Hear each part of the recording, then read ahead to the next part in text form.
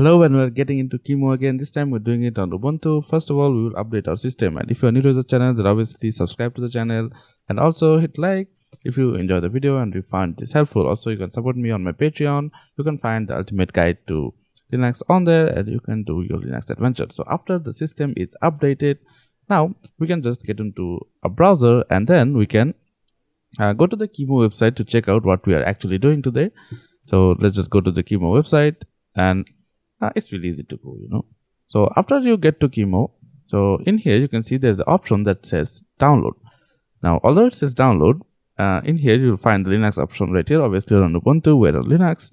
And then in here you can see debian/ubuntu. This is the command we will need, but don't get excited and just copy and paste this because there is a lot more to it. Now this is the horroring command that there is, so obviously I'll have to put that in the description below. But in any case, if I do forget, you can just pause the video and check that out for yourself.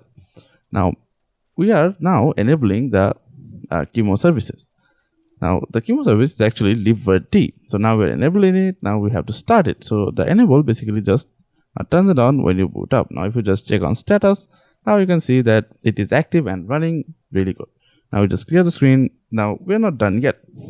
We have to add it to our user so we can use the USB functionalities of QEMU. And also we're adding a few new groups and also KVM, so everything works nicely. Now in here we're installing net2, so this will allow us to configure our QEMU to have network configuration in case you have any errors or any problems into this. So just remember that your Ethernet connection, or if you're using Wi-Fi, just remember the model name and then type it in with this command before it.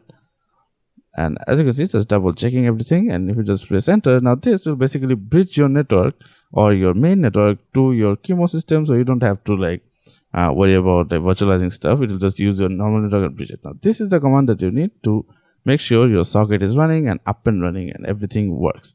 Now if you just go to Virt-Manager, as you can see, everything is working, and that's basically how you install QEMU on Ubuntu. If you like the video, again, leave a like on the video and subscribe to the channel, and I'll see you guys in the next one. Bye!